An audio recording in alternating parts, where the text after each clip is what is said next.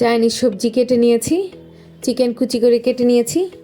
এবার একটা হাঁড়িতে পেঁয়াজ তেলের মধ্যে ভেজে তার মধ্যে 2 চামচ আদা, 2 চা চামচ রসুন দিয়ে ভেজে তার মধ্যে হাফ কাপ সয়া সস দিয়েছি আর চিকেন কুচিগুলো দিয়েছি। চিকেন কুচিগুলো ভেজে তার মধ্যে সব সবজি দিয়েছি। 2 চা চামচ টেস্টিং সল্ট দিয়েছি আর 1 চা চামচ গোলমরিচ দিয়েছি।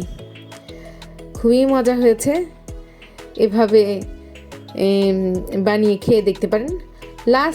একদম লাস্টে 3 টেবিল চামচ কর্নফ্লাওয়ার একটু পানি দিয়ে গুলে তারপর দিয়ে দিয়েছি। খেয়ে দেখতে পারেন কাঁচামরিচ ছাড়া। এইভাবে চিলি ফ্লেক্স আর গোলমরিচ দিয়ে ভেজিটেবল খুবই মজা হয়। আল্লাহ হাফেজ, আসসালামু আলাইকুম।